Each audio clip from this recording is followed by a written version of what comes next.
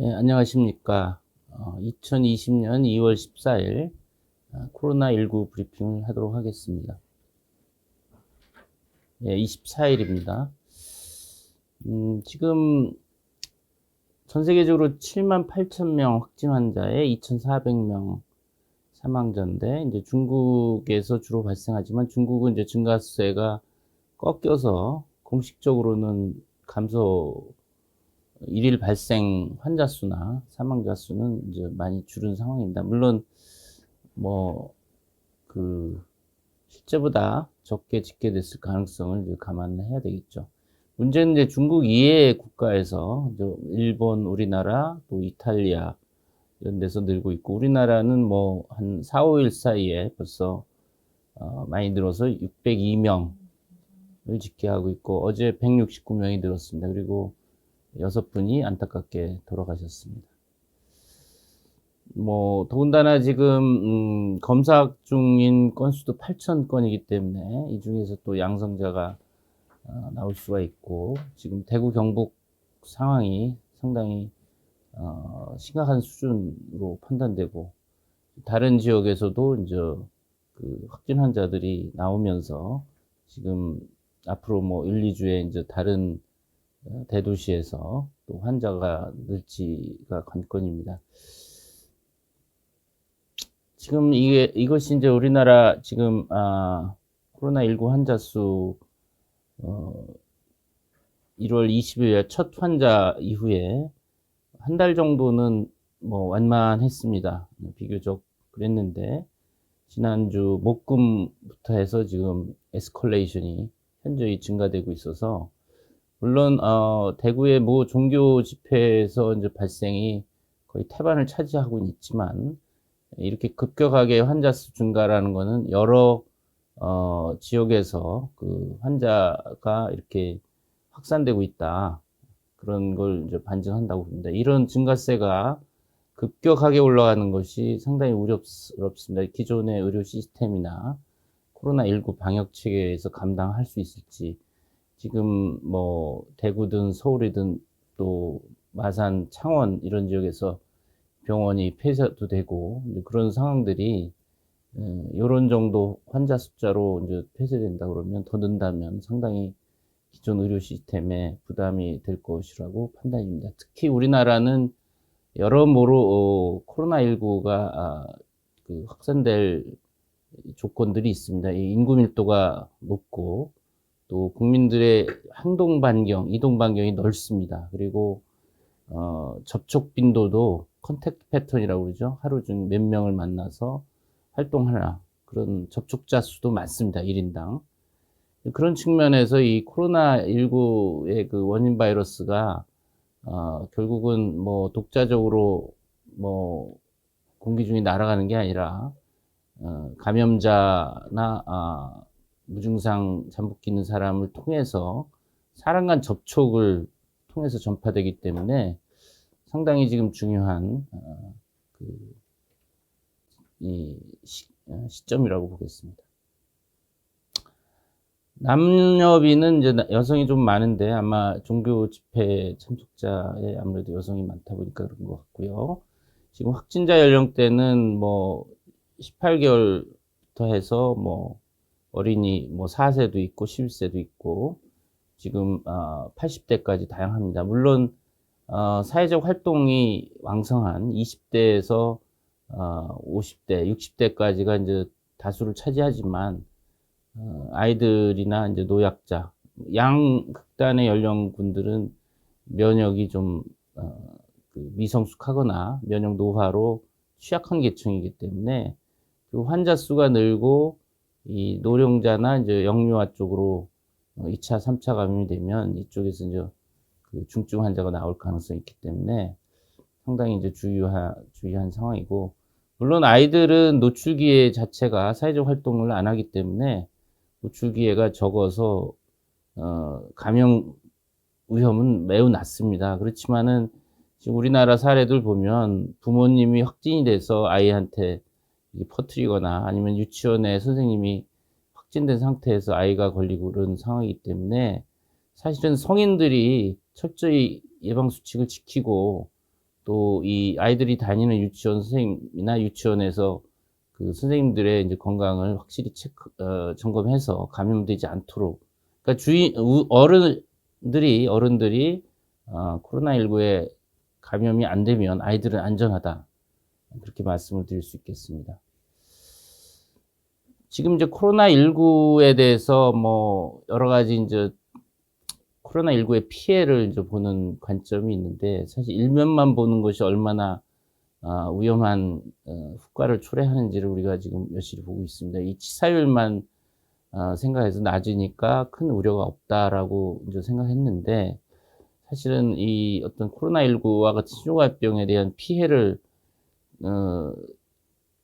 가늠할 때는 이 치사율도 중요하지만 전염력이 굉장히 빠르거든요. 그러니까 무증상기의 전염성도 있고, 또 증상 초기에 3에서 5일 사이에 바이러스가 많이 나옵니다. 상기도로에서.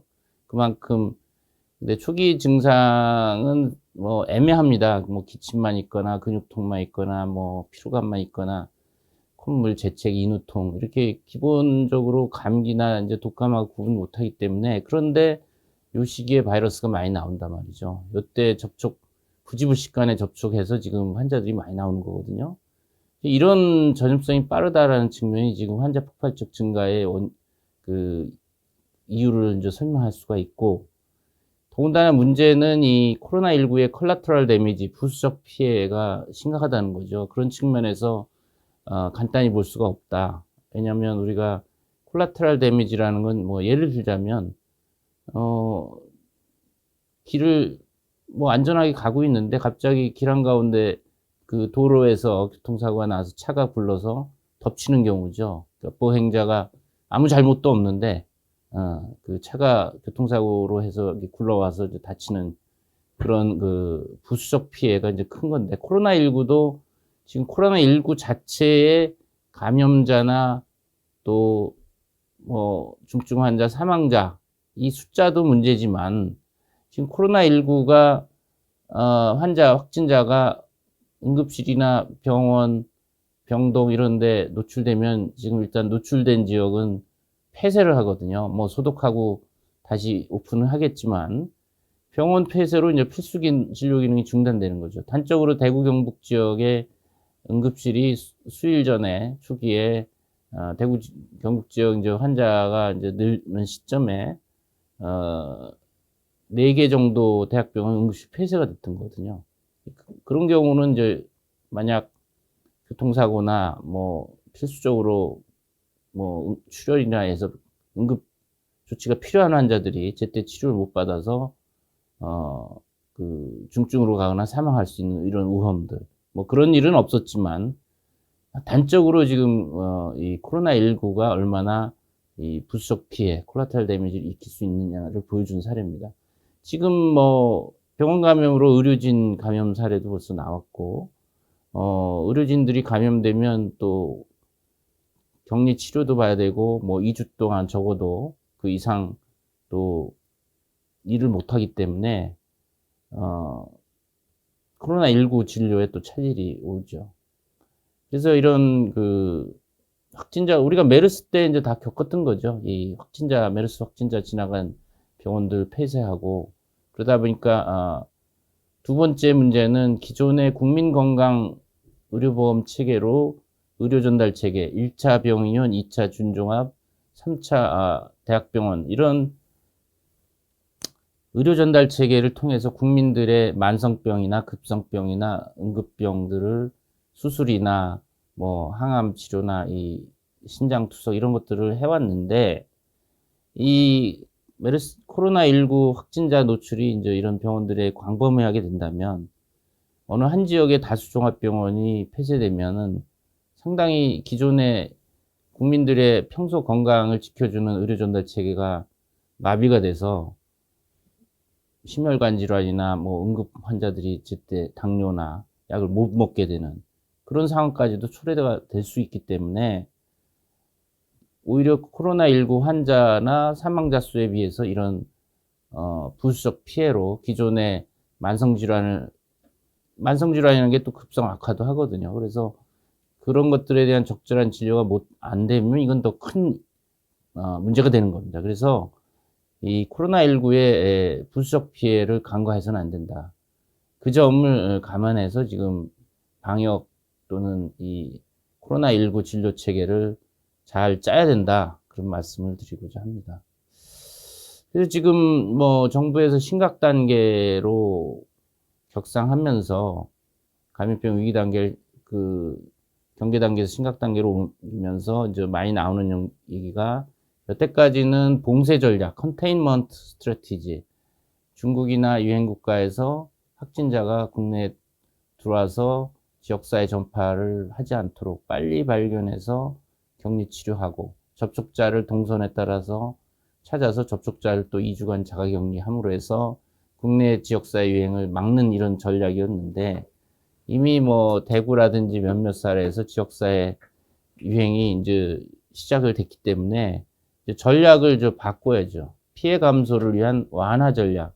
정부의 발표에서도 완화 전략이라는 얘기가 나왔고 영어로 이야기하면 미티게이션 스트래티지입니다. 그래서 아마 많은 분들이 완화 전략이 뭐야? 뭐 병을 완화시킨다. 중증을 경증으로 낮춘다. 뭐 이런 완화인데 지금 그 완화 전략에 대한 것을 좀 설명을 드리도록 하겠습니다. 사실은 이런 개념은 팬데믹 인플루엔자 2009년 신종플루 때도 이제 그런 전략을 초기에는 컨테인먼트 봉쇄 전략에서 환자 수가 늘면서 완화 전략으로 바꿨었는데 지금 이 코로나19가 팬데믹 인플루엔자와 동일한 질환은 아닙니다. 반드시 다르다라는 것을 염두에 두셔야 되는데 지금 치사율이 뭐 둘 다 낮지만 이제 뭐 팬데믹 인플루엔자 경우는 타미플루와 같은 항바이러스제를 사용했고 또 백신도 좀 늦었지만 백신 접종도 했고 그렇기 때문에 이걸 동일선상에서 보시면 안 됩니다. 그런 면에서 코로나19는 지금 우리가 항바이러스제도 없고 백신도 없기 때문에 더 심각하게 좀 봐야 될 측면이 있는 것이고 또 전염력 같은 경우도 지금 인플루엔자보다 낮지가 않습니다. 뭐 한 명의 환자가 두세 명을 그 자연 상태에서 감염시키기 때문에 좀 더 우리가 철저하게 지금 피해 완화 전략을 해야 되는데 여기 보면 행으로 시간대별이 있고 종으로 환자 수 또는 사망자 수가 있습니다. 그래서 아무 조치를 안 하면 이렇게 급격하게 환자가 늘면서 정점을 크게 찍습니다. 근데 과연 언제 얼마만한 환자가 생길지 모릅니다. 지금 602명인데 지금 뭐 100명 단위로 생기는 것이 또 뭐 세 자리 숫자로 이렇게 늘어날 수도 있는데 이거에 대해서 뭐 전망을 해달라고 하는데 분명한 것은 뭐 1, 2주 만에 끝나지 않는다는 거죠. 분명한 것은. 지금 하루하루가 이제 환자가 폭발적으로 느는데 현재 의료 전달 체계가 얼마나 이걸 감내할 거냐. 아까 말씀드린 기존의 국민 건강을 책임지는 의료 전달 체계가 부담을 좀 덜고 정상적으로 기능하면서 코로나19 환자도 정상적으로 진료를 해야 되거든요. 안전하게 서로 동선이 섞이지 않으면서.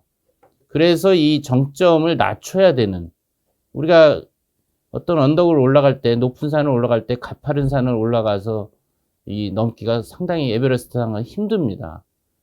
그렇기 때문에 지금 우리가 서지 캐퍼시티라고 우리나라의 의료 시스템이 갖고 있는 최대 환자 수를 기존의 의료 전달 체계에서 국민건강보험에 있는 기존의 의료 전달 체계의 진료도 기능을 하면서 가외로 코로나19 환자들을 안전하게 진료할 수 있는 능력, 맥시멈 캐퍼시티, 최대 서지 캐퍼시티도 이거 어디까지인지는 모르지만 만약 가상을 이렇게 한다면 최대 환자보다 낮은 범위면 이 시점에서 만약 이 서지 캐퍼시티 우리가 할 수 있는 지금 대구를 보시면 이미 기존의 의료 시스템에 이 코로나19 환자를 보면서 음압격리병상도 찾고 확진 환자도 지금 입원도 못하는 그런 상황을 보시면 대구의 서지 캐퍼시티는 이미 넘었죠. 아직 뭐 국민 건강 시스템이 큰 영향을 받았다고 볼 수는 없지만, 만약 이것이 지속된다면 기존의 의료 시스템도 영향을 받을 수밖에 없는.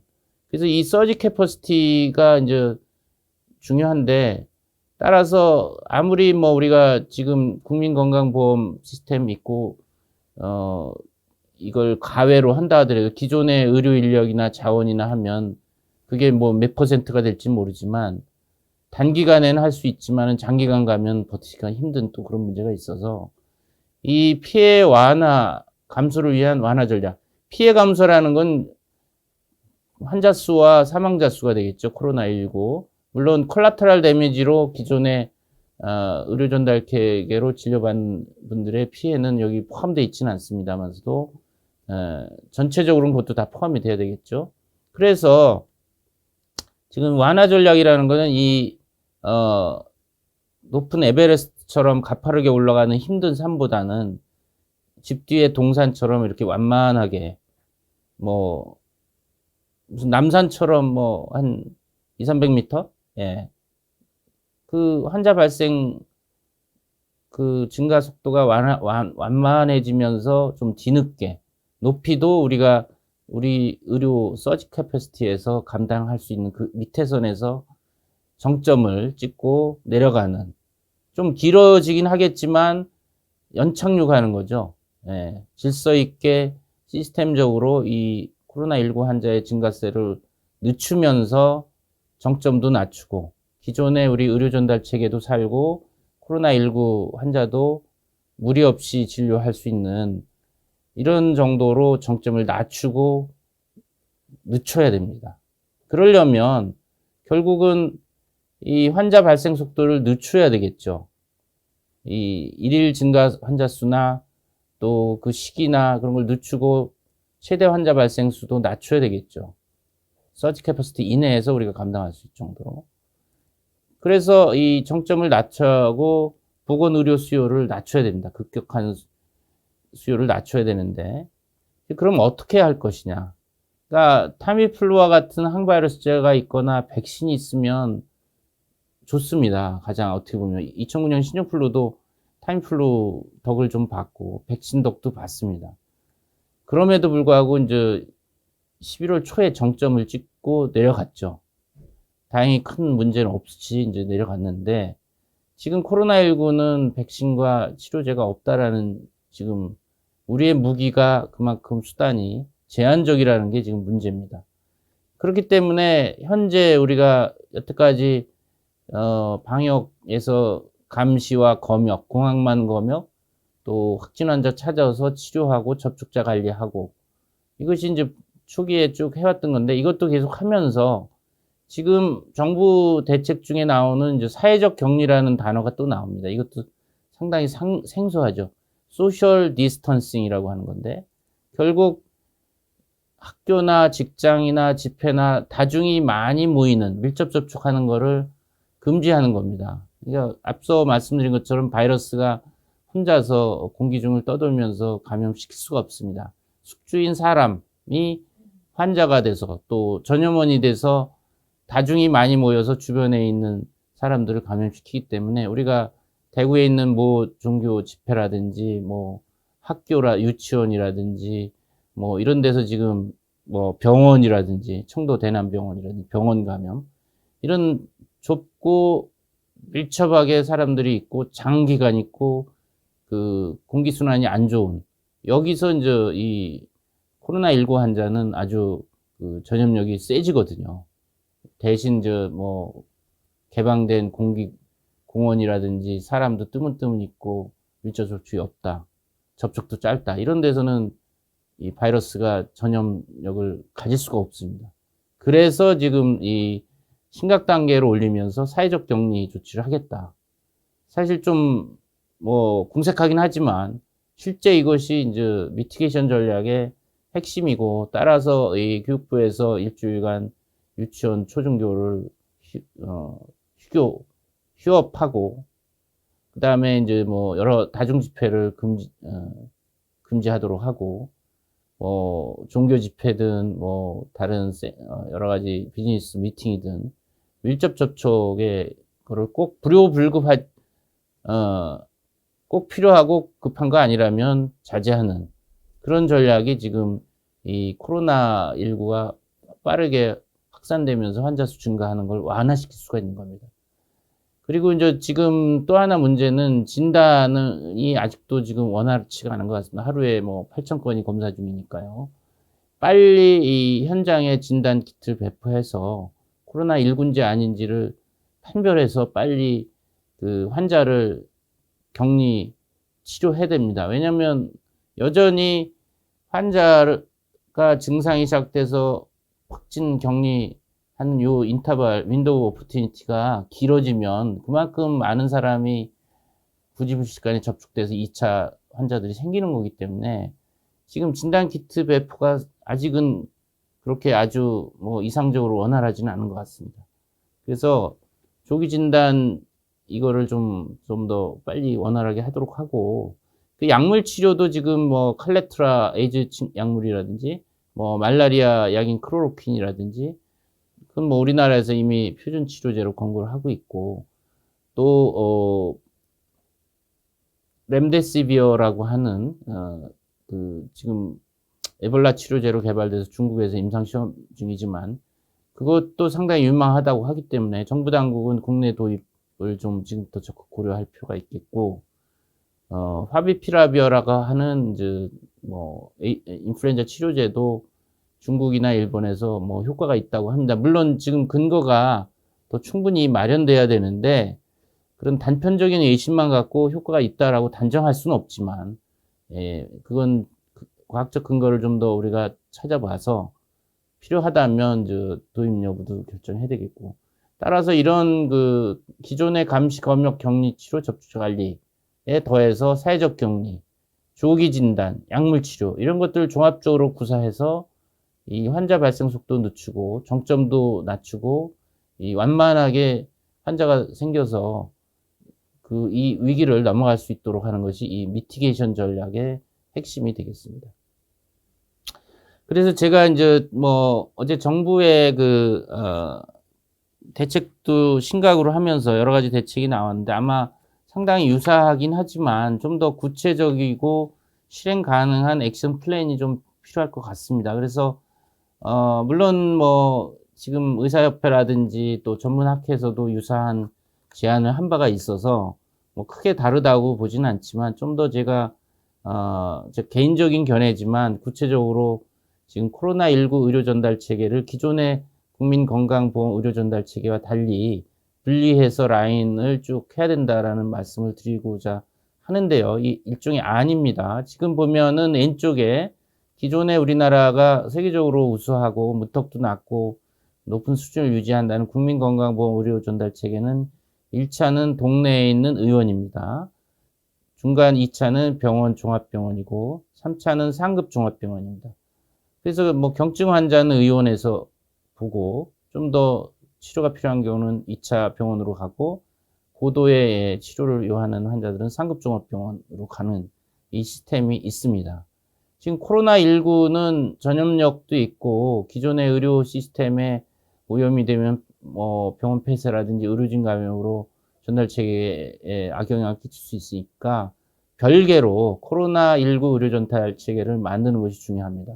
따라서 우리나라의 지금 그 국민 건강을 책임지는 민간이 90%고 공공병원이 10%라고 한다면 일단은 기본적으로 국민건강보험 의료 전달 체계는 민간 의료기관이 핵심 축이 되고 코로나 의료진 의료 전달 체계는 이 공공병원이 핵심 축이 돼야 된다고 봅니다. 지금 많은 그 기존의 이제 환자들은 이 민간 쪽으로 넘기고 코로나19 의료 전달 체계를 위한 준비를 공공병원이 핵심적으로 하고, 지금 이 공공병원은 1차는 보건소가 역할을 맡고 있고 2차는 도립의료원, 시립병원 등이 있겠죠. 3차는 국립중앙의료원과 국공립대학병원들이 있죠. 여기가 3차를 이제 코로나19 의료 전달 체계의 핵심 축이 되면서 코로나19 환자는 지금 사실 열나고 기침하고 뭐 목이 아프고 뭐 이런 증상만 해도 지금 의심을 해야 될 판인데, 그러니까 동네 의원에서 지금 일부는 확진 환자를 받다가 이제 노출돼서 폐쇄 내지는 의료진이 자가격리 중인 데도 있고, 일부는 환자를 안 보겠다, 그 대학병원 선별진료 가라, 보건소로 가라, 이렇게 하는 데도 있고, 상당히 지금 자리를 못 잡은 상황입니다. 따라서 제가 보기에는 보건소 선별진료소도 보지만 경증 초기 환자를 이 시군구 단체장과 시군구 의사회장이 협업을 해서 지역별로 시군구에 뭐 5만 명이든 6만 명이든 인구 대비 하나의 코로나19 진료 거점위원을 선정을 하고, 대신 시군구나 정부에서는 전폭적으로 재정적 뭐 시설, 보호장구 이런 것들을 전폭적으로 지원을 해줘야 되겠죠. 이렇게 정한 다음에 국민들께서 열이나 기침이 있으면 이 코로나19 진료 거점을 먼저 가셔서 그래서 안전하게 그 마스크 쓰고 그 감염이 안 된 상황에서 여기서 진단을 받는 거죠. 코로나19 진단을 받고 확진 나오면 뭐 이 도리부리원이나 시립병원에 이제 격리병상 입원을 하거나, 또 확진이 안 나오면 이제 투약하고 댁으로 가시면 되겠죠.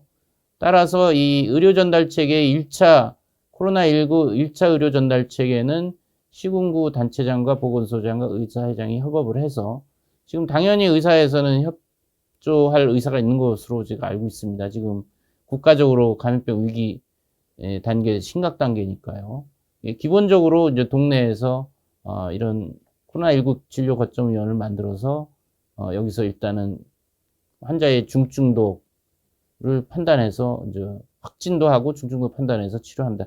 만약 여기서 폐렴이라든지 뭐 호흡곤란이라든지 고위험군이라든지 고령자가 확진된다, 그러면 2차 도립의료원, 시립병원 여기에 입원시켜서 감염병 전문병원 역할을 지금 해야 되는 거죠. 그런 의미에서 지자체는 지금 일부 뭐 대구는 이미 시작했고 뭐 일부 병원 지자체에서 하고 있지만, 도립의료원과 시립병원을 비워서 지금 중등증 환자를 입원시켜서 치료할 준비를 해야 됩니다.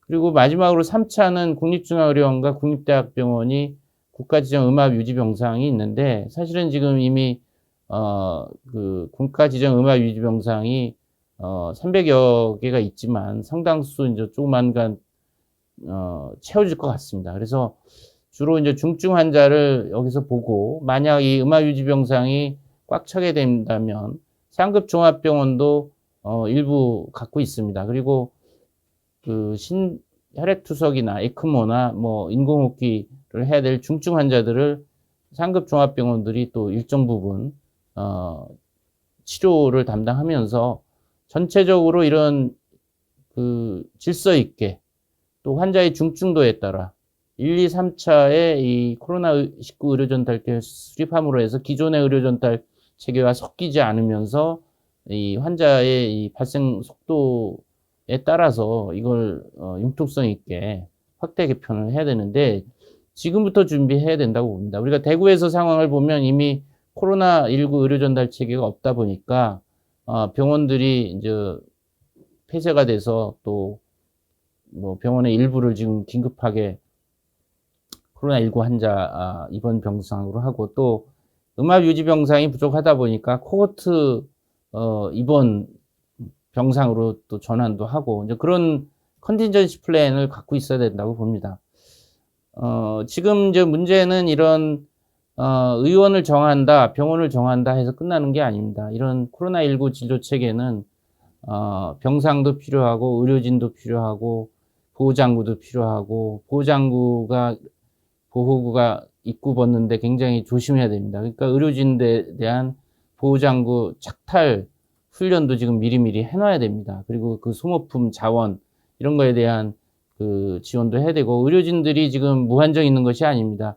이 장기간 되면 피로도가 쌓여서 의료인들이 또 부지불식간에 감염 우려가 있기 때문에 의료진들의 그 피로도를 생각한 교대 시스템 이런 것들을 지금 준비해야 되는데, 병상만 있으면 되는 것은 아니다. 시스템을 갖춰야 된다. 이런 말씀을 드립니다. 따라서 제가 뭐 오늘 상황, 그 다음에 그 의료 전달 체계 또 뭐 완화 전략이 무엇이냐 그런 거에 대한 간단한 브리핑을 해드렸습니다. 질문을 받도록 하겠습니다. 네, 교수님 어저께 이제 심각으로 격상이 됐는데요. 이게 구체적으로 어떤 게 뭐가 달라지는 건가요? 예, 뭐 심각 단계는 관심주의 경계 심각의 이제 감염병 위기 단계 최상이고 2009년 신종플루 때 10월 말 11월 초에 됐었죠. 그래서 정부에서 이미 보도 자료를 잘 냈기 때문에 사실 심각 단계 가면 지금 뭐 국무총리를 컨트롤 타워로 해서 여러 부처들이 관여가 되고 여러 가지 뭐 집회나 이런 그 뭐 학교 이런 거를 지금 명령도 내릴 수 있고 자제하는 거를 그다음에 여러 가지 물자 지원이나 여러 가지 인력 동원이나 이런 것들이 비상 상황이다 보니까 좀 더 원활하게 이제 결정돼서 지원이 될 것 같습니다. 뭐 자세한 내용은 사실은 뭐 정부 보건당국에서 지금 발표했고 이제 준비를 하고 있기 때문에 좀 내용을 들여다봐야 될 것 같은데 어쨌든 여태까지 이제 심각 단계로 좀 올려서 좀 이 빠른 변화에 환자 발생에 빨리빨리 대응을 하자고 이제 주장을 많이 의료계에서 요구했는데 심각 단계로 올린 거는 뭐 참 다행이다.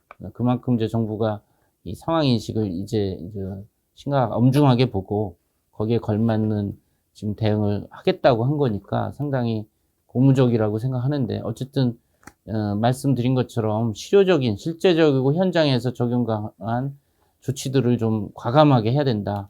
그런 말씀을 드리겠습니다. 네, 그리고 아까 이제 1, 2주로 끝나지는 않을 것 같다라고 얘기하셨는데요. 앞으로 며칠이 급이라고 보실까요? 언제쯤 꺾일 수 있을까 보실까요?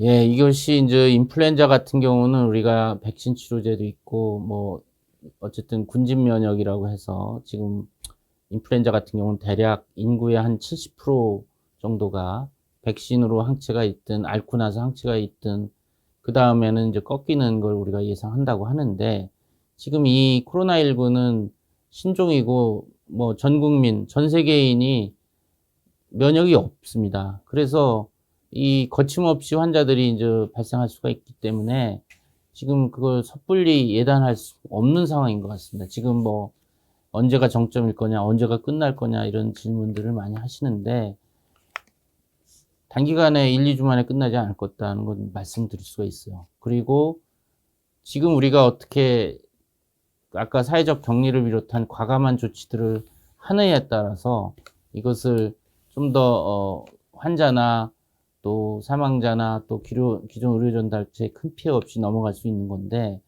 사실 그런 전망보다는 지금 우리가 열심히 대응을 정확하게 하는 것으로 우리가 유행을 좀 더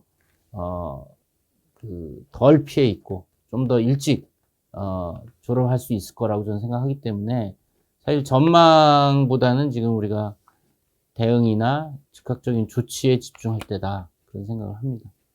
네.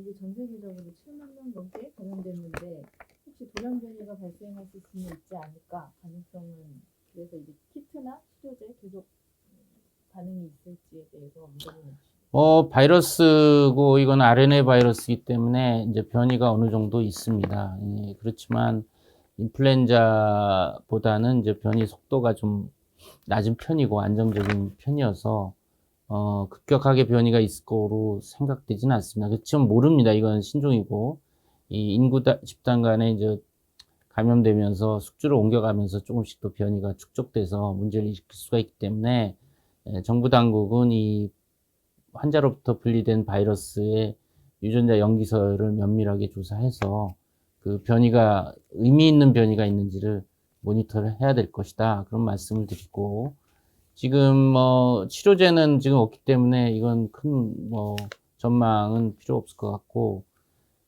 진단 키트의 문제인데 지금 진단 키트가 음성이었다 양성으로 나오기도 하고 뭐 간이 검사를 또 확진 검사 2번에 하고 1차, 2차 검사 이렇게 하는데 사실은 지금 속도감 있게 한 번에 확진하는 안정적인 진단 키트가 현장에서 필요하고 6시간이 아니라 1시간 내에 그 병의원에서 의심했을 때 진단을 내릴 수 있는 그런 키트를 빨리 개발해서 보급하는 게 중요합니다. 지금은 분자진단 회사나 연구 단체들이 우리나라에 꽤 있기 때문에 전부 모아서 그 비교를 해서 우수한 진단 키트를 빨리 대량 생산해서 배포하는 게 시급합니다. 지금 뭐 초기에 뭐 6시간에 확진된다고 얘기했지만 물론 저 뭐 그 선별진료소에 진단검사약 진단실이 있으면 그것이 가능하지만 그렇지 않은 데는 또 시간이 많이 걸리기 때문에 이건 속도전입니다. 속도감 있게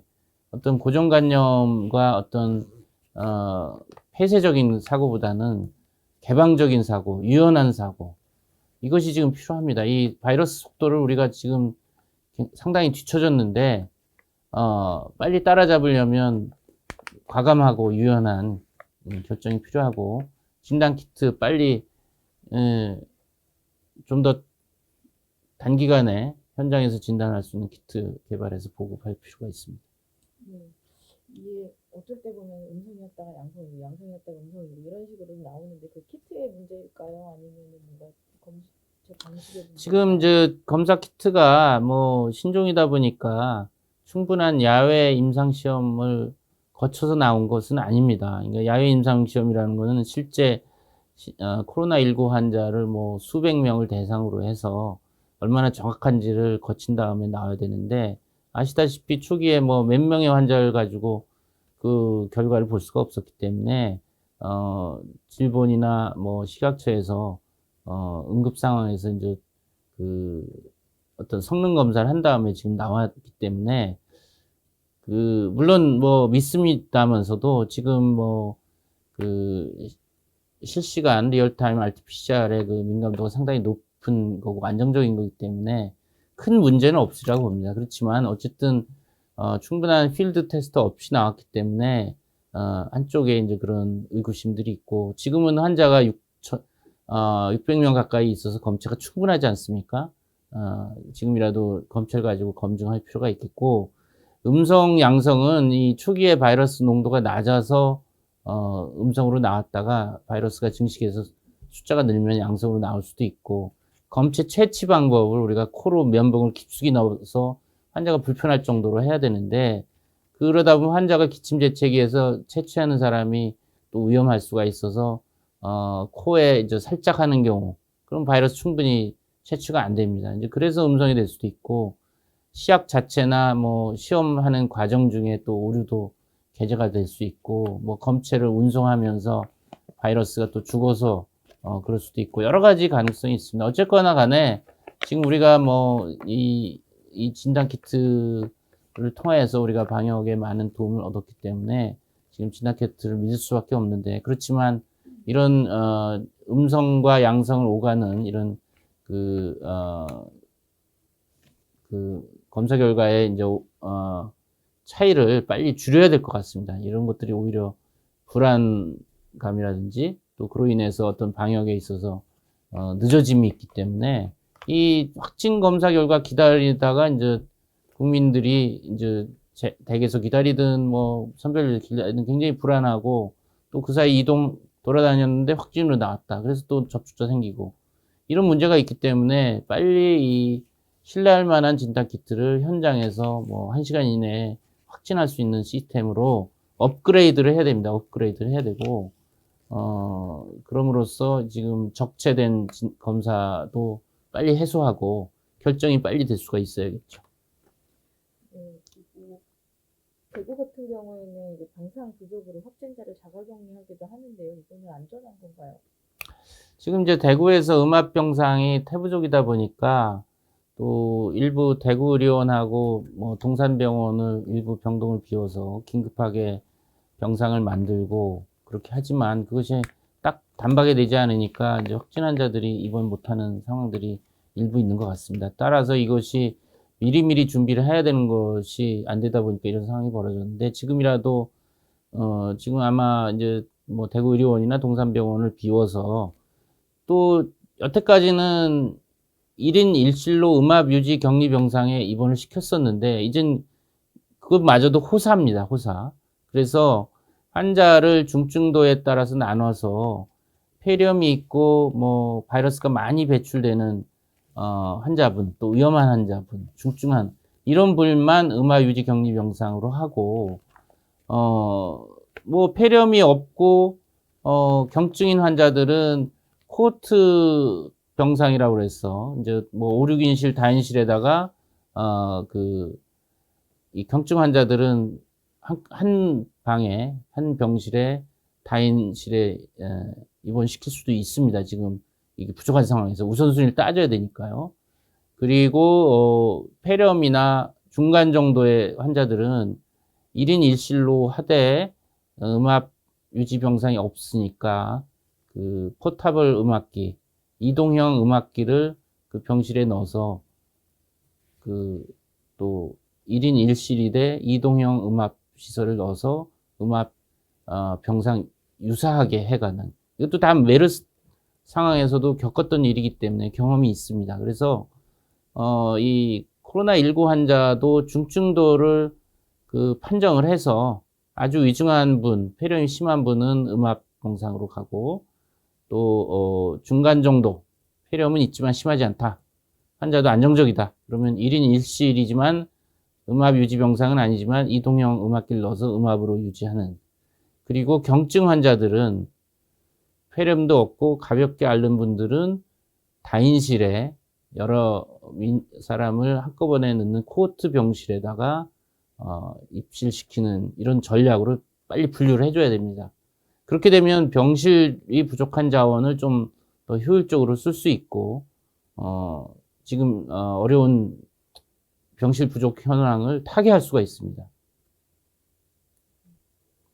어제 이제 16개월 환자도 발생했는데요. 어린이는 걸려도 좀 안전하다는 말이 있는데 이게 혹시 뭔가 배경이 있을까요? 지금 뭐 그 중국도 그렇고 이제 어린이나 이제 이 어린이는 우리가 뭐 특별히 당연히 면역이 성숙되지 않아서 우리가 보호해야 될 대상이고 어린아이들에 대한 관심이 클 수밖에 없는데, 지금 중국도 보면은 그 뭐 출생 후 36시간에서 뭐 90대까지 다양하지만 어린이들은 전체 환자의 2% 이하라고 합니다. 그러니까 우리나라도 지금 4명 정도가 있지만 16개월부터 11살까지 있지만 제가도 말씀드렸지만 아이들이 걸리는 것이라기보다 어른들이 가족이나 유치원 선생님이 걸려서 아이들한테 퍼뜨리는 거니까, 어른이 손 씻기나 기침 에티켓 다중 모이는데 안 가서 본인이 안 걸려야지 아이들이 안전하다는 걸 생각하셔야 됩니다. 사실은 어른들이 부주의해서 걸려서 아이들이 걸린다는 점에서 아이들 걱정을 하신다면 본인들이 걸리지 않도록 기침 에티켓, 손 씻기, 뭐 마스크 착용, 또 다중 집회시설 안 가시는 것이 중요한데, 이 아이들이 걸려서 중국 자료들 보면 영유아 뭐 9명, 수일 전에 제가 브리핑 해드렸지만 심한 아이는 없습니다. 대부분 경증이고 이유는 잘 모릅니다. 이 바이러스와의 이제 면역 체계의 싸움에서 어떤 타협이 있는 건지 어떤 면역 시스템에 어떤 해피가 있는지 잘 모르겠으나 아이들은 중국 자료를 봐도 중증은 아닙니다. 중국 자료도 아이들이 영유아가 걸렸을 때는 9명 다 가족 중에 확진 환자가 있어서 접촉이 됐다는 겁니다. 따라서 아이들 감염을 걱정하신다면 부모님이나 아이들을 돌보는 유치원에서 이 코로나19에 걸리지 않도록 더 신경 쓰는 것이 더 올바른 자세라고 저는 생각합니다. 네. 그리고 이제 또 질문 들어온 게 있는데요. 임신부가 코로나에 감염됐을 때 칼레트라 사용할 수 있다고 하는데 칼레트라나 인플루엔자 치료제, 항생제 등이 태아에 미친 영향은 어떤가요? 지금 뭐 에이즈 치료제로 뭐 칼레트란 사용되고 있고 임신부에서도 이제 사용 가는 걸로 됐기 때문에 문제가 없고, 지금 코로나19에서 그 사용되는 인플루엔자 치료제는 뭐 타미플루도 써봤지만 뭐 그렇게 효과 있다라는 얘기는 아니고요. 뭐 리바비린 같은 경우도 효과가 입증이 안 돼서 지금 권고되지는 않습니다. 그리고 파비피라비어라고 일본에서 지금 얘기하는 거는 좀 아직은 임신부에 그렇게 안전한 걸로 는 확증된 것 같지는 않고, 또한 지금 코로나19에 대한 치료 효과를 이제 중국이나 일본에서 자꾸 얘기를 하는데 그건 좀 우리가 근거를 더 따져봐야 된다. 오히려 칼레트라나 클로로퀸이나 또는 렘데시비어 이런 쪽이 더 지금은 전문가들 사이에서 먼저 권고되는 사항이고 그런 상황입니다. 현재까지로는 근거를 더 찾아야 된다. 아마 이제 나올 것이라고 봅니다. 지금 중국에서 렘데시비어라든지 이런 파비피라비아라든지 대규모 임상을 하고 있기 때문에 그런 자료를 가지고 우리가 좀 추후 제가 이제 자료가 나오는 대로 소개를 해드리도록 하겠습니다. 네.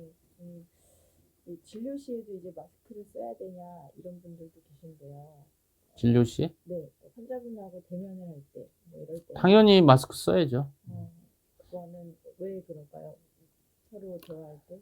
지금 이제 마스크 착용을 나를 보호하기 위해서 쓰기도 하지만 본인이 환자나 잠재적인 환자일 때 상대방의 그 전염을 안 시키기 위해서도 씁니다. 이게 양방향입니다. 양방향.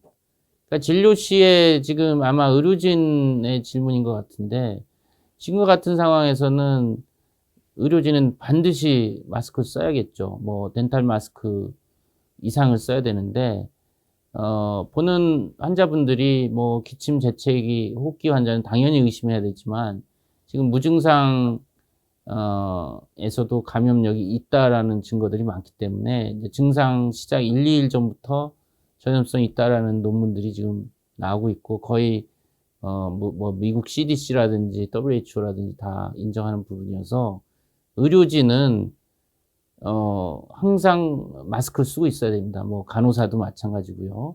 이 마스크 한 장의 위력은 굉장히 큽니다. 메르스 때도 우리가 경험을 했고 마스크를 올바른 마스크를 올바른 방법으로 꼭 필요한 상황에 써야 된다. 진료 시에 항상 써야 되는 것이 본인뿐만 아니라 또 환자한테도 그 안전감을 주기 때문에 물론 환자분 중에 특히 호흡기 증상이 있는 분들은 마스크 쓰고 또 진료를 임하도록 해야 되겠죠. 지금 마스크 그리고 진료 마스크에만 또 의존하면 안 됩니다.